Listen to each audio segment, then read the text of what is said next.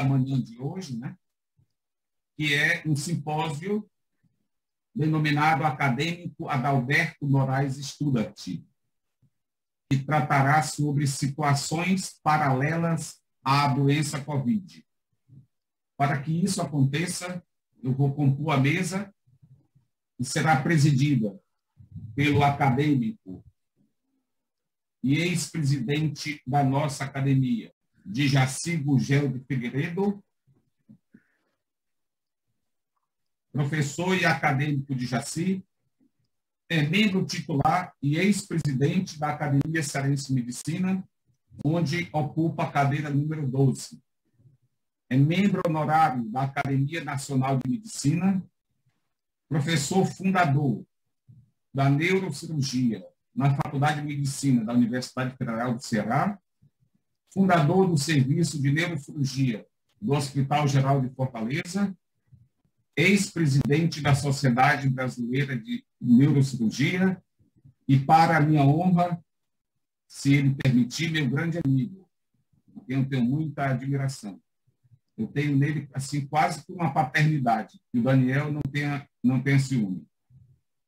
Então, esse é o nosso presidente, que vai ser assessorado, coincidentemente, né, pelo seu filho, o acadêmico Daniel Freire de Figueiredo.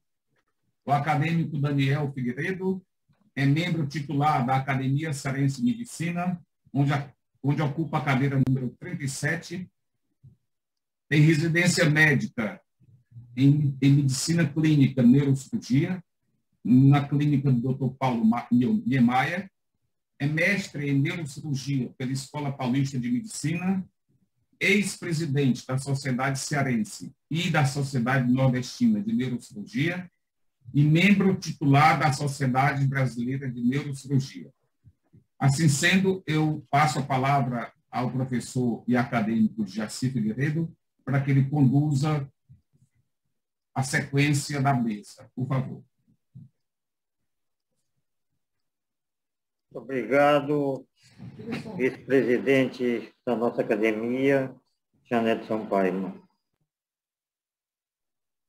Para mim foi uma satisfação muito grande ser convidado para participar dessa mesa como presidente, porque essa sessão, inclusive, tem uma ligação muito grande comigo, porque o Dr. Adalberto de Moraes Studart foi o primeiro médico com quem eu tive contato quando estudante de medicina, frequentando a enfermaria dele na Santa Casa de Misericórdia.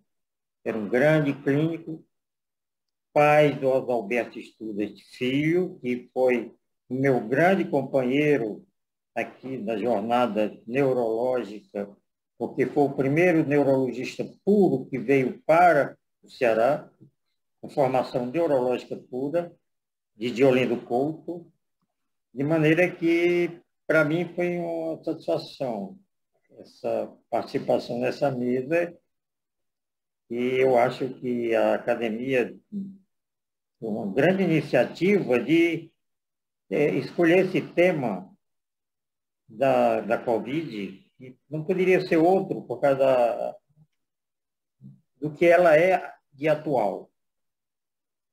Então, eu quero passar, conforme me foi comunicado, o componente da mesa já foi comunicado, que é o doutor secretário, o acadêmico Daniel Freire Figueiredo, que é neurocirurgião, e nós podemos participar, e temos dois conferencistas nessa sessão.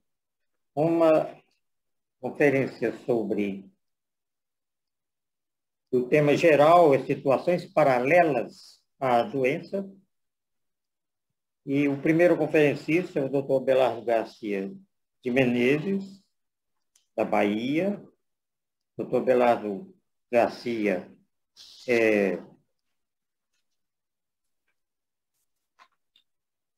médico especialista em anestesiologia e teve a sua graduação pela Escola Baiana de Medicina, é conselheiro do Conselho Federal de Medicina, conselheiro do CREMEI, Conselho Regional de Medicina do Estado da Bahia, corregedor do Conselho Regional de Medicina do Estado da Bahia, e é o nosso professor convidado que falará sobre o tema respeito à dignidade da pessoa humana em tempos de pandemia.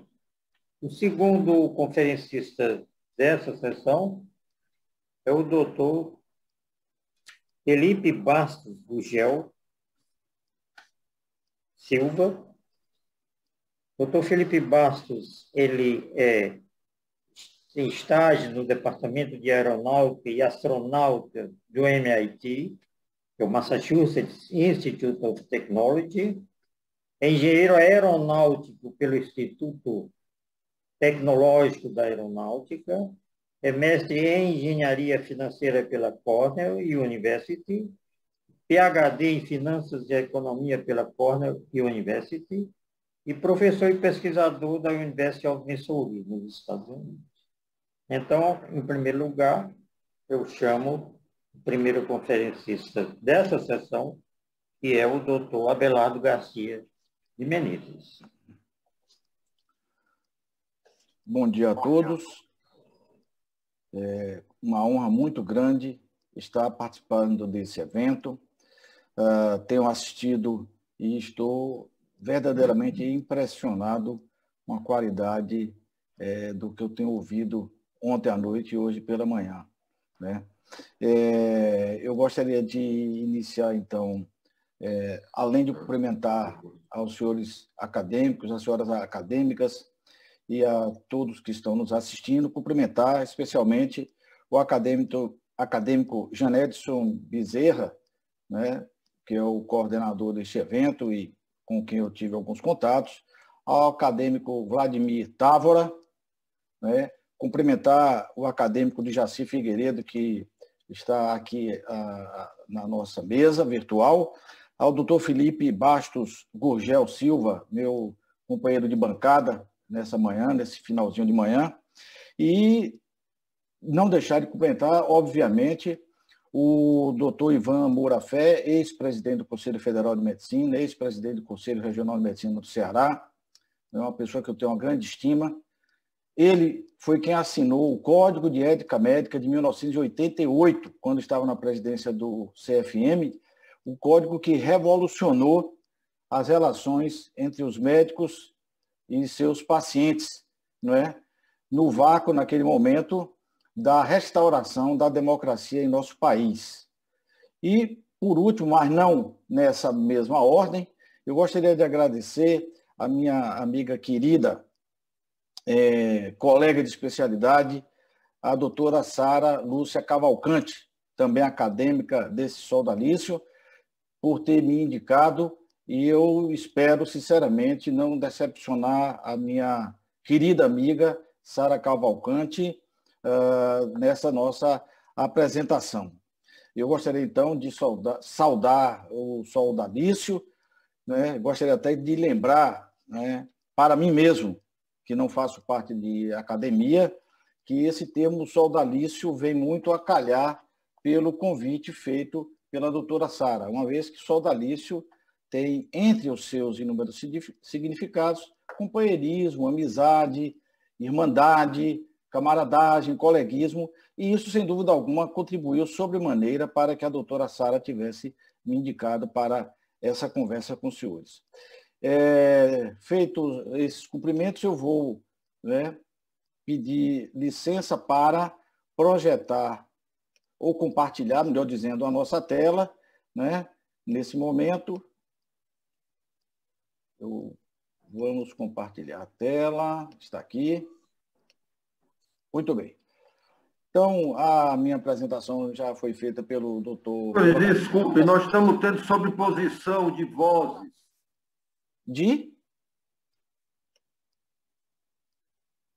Sobreposição de...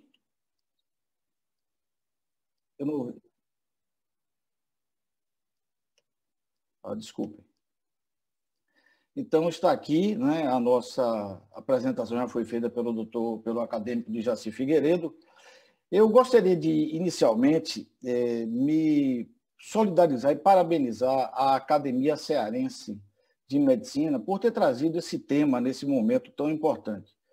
Por que eu digo isso? Porque nós estamos assistindo Brasil afora, não é? Uma disputa política, às vezes rasteira, de baixo nível, nas discussões nas redes sociais quando se trata da Covid-19.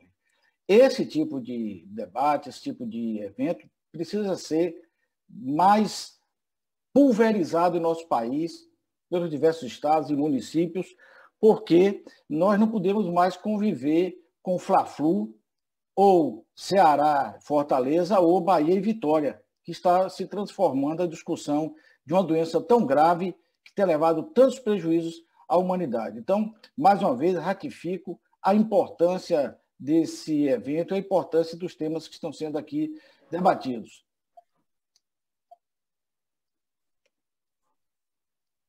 Eu quero declarar que não tenho conflito de interesse na nossa apresentação, né? E vamos começar, então, lembrando, né, fazendo uma leitura histórica dos direitos da humanidade. Bem, após o final da Segunda Guerra Mundial, então, a Organização das Nações Unidas criou um comitê responsável pela redação do que veio a ser um documento que eu, humildemente, reputo um dos mais importantes da humanidade, que é a Declaração Universal dos Direitos do Homem, né? Ou Declaração Universal dos Direitos Humanos.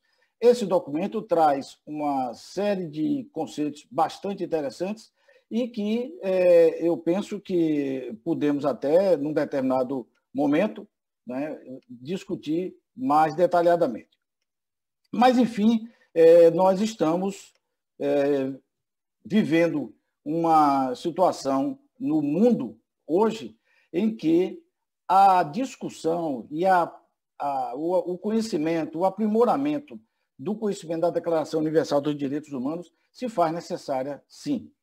E eu gostaria de lembrar, dentro da Declaração Universal dos Direitos Humanos, né, aqueles direitos paradigmáticos: direito à liberdade, direito à segurança pessoal, direito de um julgamento justo, direito à privacidade, direito à inviolabilidade do domicílio, direito à propriedade, direito à livre expressão do pensamento, direito de reunir-se em associação, direito de se eleger e de ser eleito, e agora destacando direito ao trabalho, condições justas e favoráveis, direito de proteção contra o desemprego, direito à saúde, direito à instrução, direito à alimentação, vestuário e habitação, direito aos cuidados médicos e direito aos benefícios do progresso científico.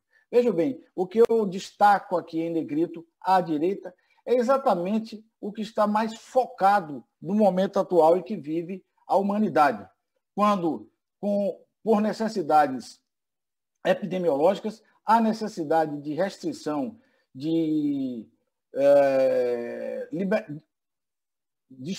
há necessidade de deslocamento para o trabalho, convivência em ambientes que possam favorecer a transmissão do vírus. Então, mas além disso, né, o trabalhador precisa ter proteção contra a possibilidade de desemprego que nós estamos acompanhando pelo nosso país, pelo menos, né?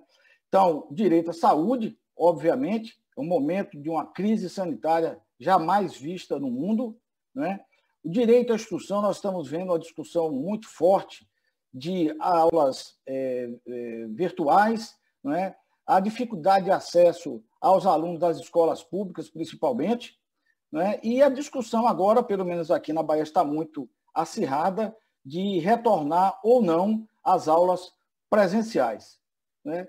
A necessidade de garantir a alimentação, vestuário e habitação nesse momento em que os trabalhadores informais, principalmente os trabalhadores informais, estão sem condições de prover seu sustento para si e para a sua família, né? Direito aos cuidados médicos. Felizmente, os governantes conseguiram despertar para a necessidade de ampliar a rede hospitalar, a ampliar a rede de unidade de terapia intensiva e semi-intensiva e disponibilizar medicamentos. Sabemos que temos vivenciado uma crise extraordinária, né, no comércio de medicamentos, não só porque subiram os preços, evidentemente, as leis de mercado são muito cruéis, mas porque a própria indústria está tendo dificuldade de entregar determinados suprimentos e nós que lidamos com esses medicamentos sabemos, nós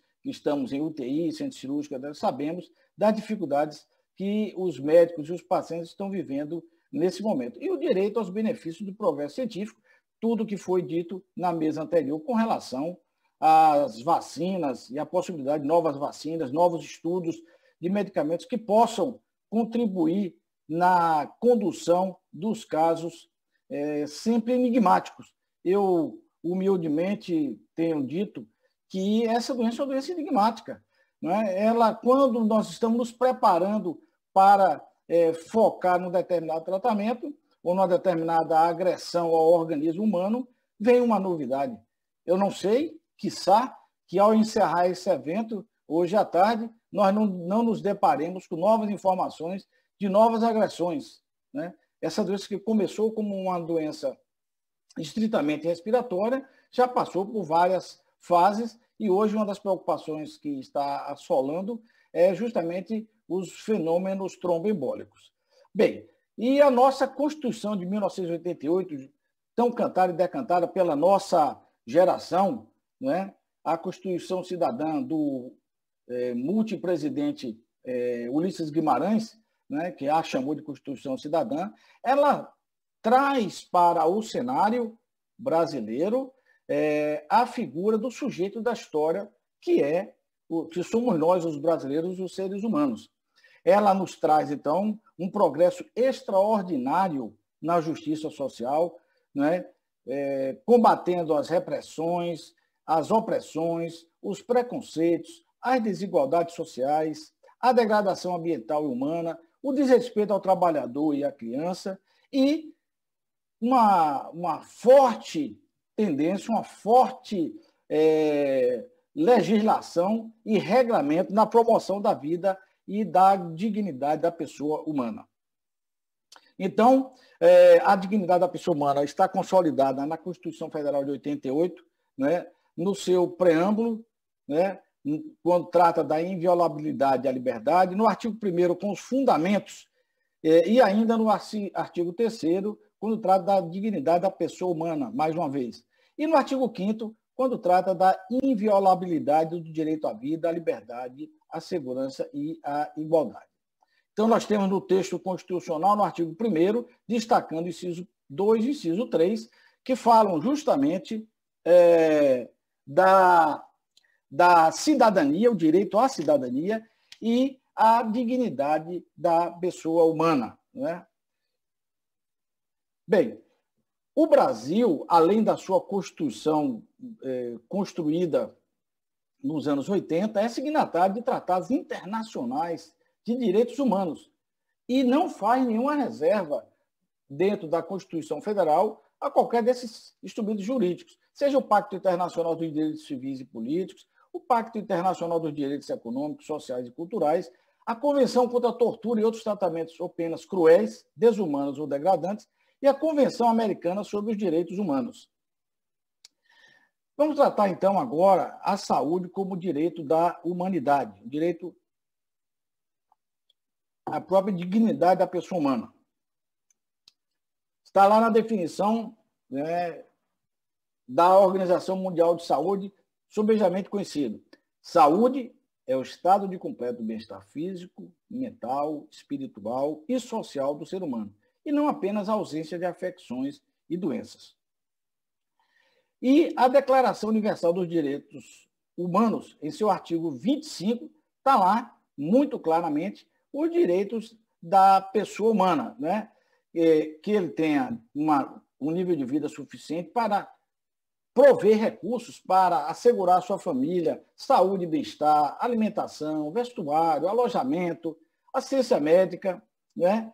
E ter direito ainda à segurança, no caso de um possível desemprego, na doença, na invalidez, na viuvez e na velhice, né? São pontos estruturantes da Declaração Universal dos Direitos da Pessoa Humana.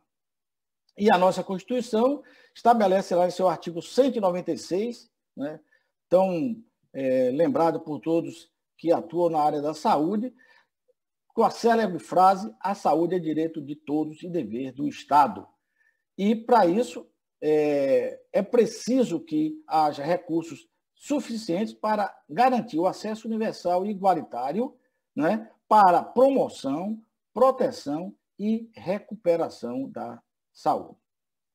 Também está lá no artigo 200, né, quando trata do Sistema Único de Saúde, as suas competências, né, e eu gostaria de destacar o controle e fiscalização dos procedimentos, né, que hoje estão tão polarizados nas discussões nas redes sociais em nosso país e deixando bem claro que a vigilância sanitária é responsável por controlar e fiscalizar esses procedimentos, insumos, né? E nós temos que respeitar, né, a Anvisa não como uma constituição apenas de um governo, mas como uma constituição do Estado brasileiro. E está lá a Lei 8080, de 1990, a Lei Orgânica do Sistema Único de Saúde, não é? Garantindo a saúde como direito fundamental, não é? E eu gostaria de destacar aqui na Lei 8080 uma fraqueza, na minha modesta opinião, da Lei 8080, que foi criada para estabelecer o regime do Sistema Único de Saúde, não é? Um regime em que se oferece saúde universalizada, gratuita, etc., mas os legisladores esqueceram que para cuidar de gente é preciso de gente. Vocês vejam que dos 3 artigos que tratam de recursos humanos na Lei 8080, não se fala em contratação de recursos humanos, em composição de recursos humanos. E isso está fazendo uma falta extraordinária nesse momento. Eu tive a honra, inclusive, de me permitir publicar no site do Conselho Federal de Medicina um artigo, em setembro do ano passado: a pandemia da Covid-19 revela a fragilidade do sistema de saúde brasileiro. E a fragilidade está justamente na falta de recursos humanos. É como se imaginar um exército sem soldados. Quem imaginaria isso? Pois o que existe aqui no Brasil do Sistema Único de Saúde é um exército sem soldados. Isso precisa ser revisto. Eu conclamo, inclusive, aos senhores acadêmicos da Academia Cearense de Medicina que nos ajudem, né? Ajudem os brasileiros a lutarem por um regime de contratação de profissionais de saúde. Eu não estou defendendo apenas a contratação de médicos, eu estou falando de profissionais de saúde em toda a sua extensão, para que se dediquem ao Sistema Único de Saúde. Bem, mas o coronavírus começou a chamar a atenção do mundo ainda no final de 2019, mas só em 11 de março de 2020, a Organização Mundial de Saúde declarou oficialmente, numa entrevista coletiva do Dr. Tedros Adhanom, diretor-geral da OMS, que estava decretado, então, a pandemia da Covid-19, causado pelo SARS-CoV-2. Né? E aí o mundo tem modificado, né? As relações entre as pessoas, entre os estados, né? Brasil, Estados Unidos, Alemanha, Inglaterra, China, enfim, França, Portugal, têm mudado porque nós percebemos que há uma tendência, no momento, a uma solidariedade muito grande entre os seres humanos. E eu tenho dito, inclusive, que eu tenho a expectativa de que a humanidade saia melhor dessa pandemia do que ela entrou. Nós temos aqui casos atuais, eu resgatei agora na madrugada, o mundo todo já teve mais de 161 milhões de casos, com 3.358.711 mortes e 140 milhões de recuperados. O Brasil está na terceira posição, com 14.436.827 casos, 430 mil mortes, foram recuperados quase 14 milhões de doentes e nós temos 1 milhão e 26 mil casos ativos.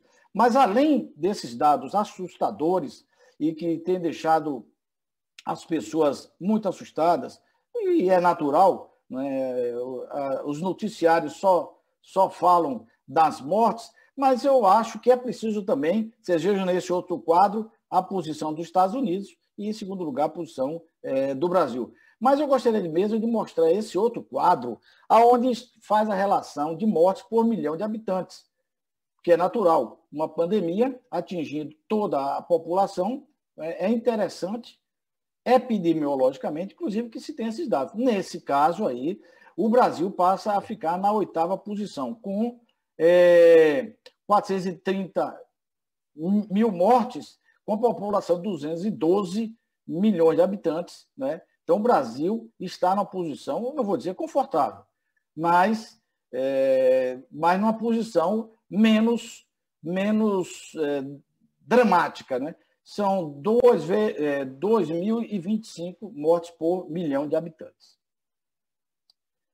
Bem, e aí, com a Covid instalada e decretada a pandemia, nós tivemos uma reformulação completa das relações humanas. O distanciamento social se imperou, né? O uso de máscaras. Então, instrumentos que nós só víamos em ambientes cirúrgicos, né, estão hoje pela rua, né? Nós estamos usando máscaras, nós estamos tendo a nossa temperatura medida quando adentramos em algum ambiente reservado, né? Nós vemos esses paramentos que nós médicos estamos usando nas UTIs e nos centros cirúrgicos, quando necessário, que mais parecem o robô ou astronautas. Nós só vimos isso em filmes, né? E hoje nós estamos vendo no dia a dia, né, um sofrimento muito grande para esses profissionais de saúde e o distanciamento social, né, embora essa foto seja anterior à pandemia, que é hoje o cumprimento e a dificuldade que nós temos de manter as nossas relações, inclusive com nossos familiares. A defesa é mesmo manter o distanciamento social, a higienização das mãos, né? Nunca se valorizou tanto a higienização das mãos como atualmente está sendo valorizado. Então, distanciamento social, uso de máscaras, a higiene e agora o quarto instrumento, que é a vacinação, a imunização que está sendo praticada pelo mundo afora. E, em função desses dados, surgiu, inclusive, um neologismo chamado coronafobia, né, que caracteriza-se pela ansiedade relacionada pela população com a pandemia da Covid-19 e o medo até patológico e exagerado de algumas pessoas de serem contaminadas pelo novo coronavírus, o causador da Covid-19. Bem, aqui no Brasil, né, foi decretado pelo governo federal, através da sanção da Lei 13.979, né, foi declarada inicialmente a emergência de saúde pública, através de uma portaria do Ministério da Saúde, em 4 de fevereiro, e 7 de fevereiro foi, então, publicada a Lei 13.979. São tantos normativos desde lá, que existe um site onde é atualizado diariamente portarias, leis, decretos pelos organismos da União.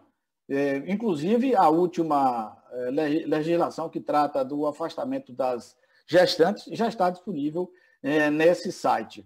Então, está lá no artigo 3º da Lei 13.979 a importância internacional dada a essa pandemia e as medidas que estão sendo adotadas, a lei falava e deveriam, mas já estão sendo adotadas, no âmbito de suas respectivas competências, algumas medidas. Então, o parágrafo 2º do artigo 3º fala lá das garantias, né, constitucionais e legais do direito de serem as pessoas sobre o estado de saúde e assistência à família, conforme regulamento, E isso é realmente um drama nesse momento para as pessoas acometidas, seus familiares e os próprios profissionais de saúde, a dificuldade de troca de informações, de contato entre quem está internado, doente, e quem está do lado de fora, ansioso por informações e a recuperação do seu ente querido. Na minha opinião, é um dos grandes dilemas dessa pandemia e do tratamento, é justamente esse inciso primeiro, o direito às pessoas às informações.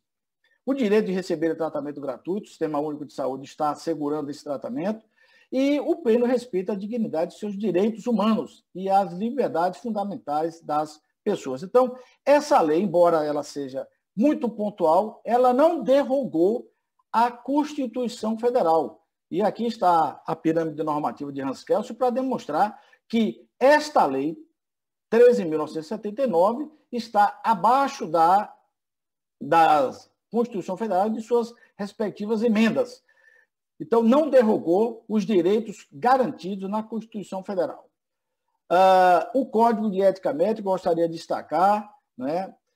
E, para mim, esse inciso 2 dos princípios fundamentais encerra a boa prática médica em qualquer circunstância. Com pandemia, sem pandemia, antes da pandemia, após pandemia, é que o alvo de toda a atenção do médico é a saúde do ser humano, em benefício da qual deverá agir com o máximo de zelo e o melhor de sua capacidade profissional.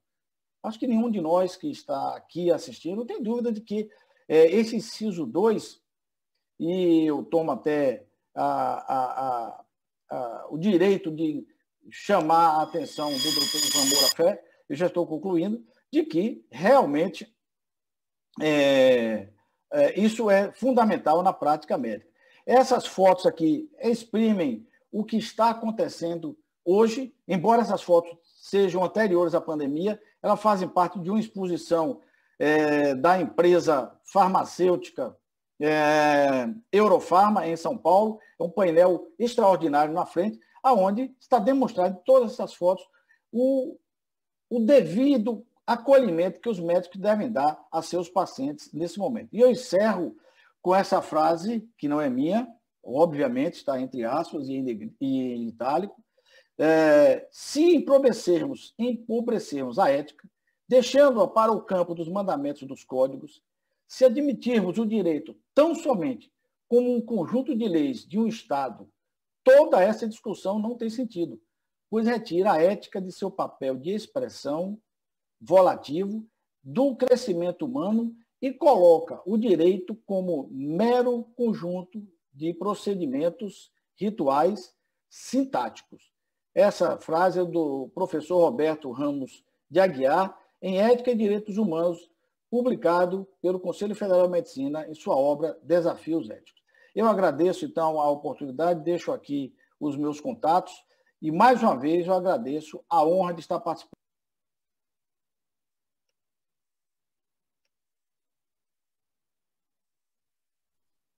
Muito obrigado, doutor Belardo, pela sua bela e informativa conferência. Eu queria lembrar que um lembrete que eu não pude dar ainda, que é conferencistas fazer o possível para fornecer à academia a sua conferência por escrito para efeito de publicação dos nossos anais. A Bahia, Belardo, eu tenho bons laços, tive bons laços de relacionamento com o professor Plínio Garcia de Sena.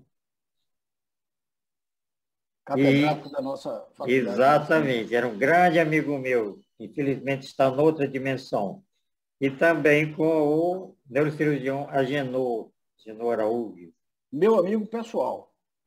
Pois era um grande amigo nosso também. Então, estou dando esse lembrete aqui porque a sua presença me fez lembrar essas duas pessoas na medicina baiana. Muito obrigado. Em seguida, a gente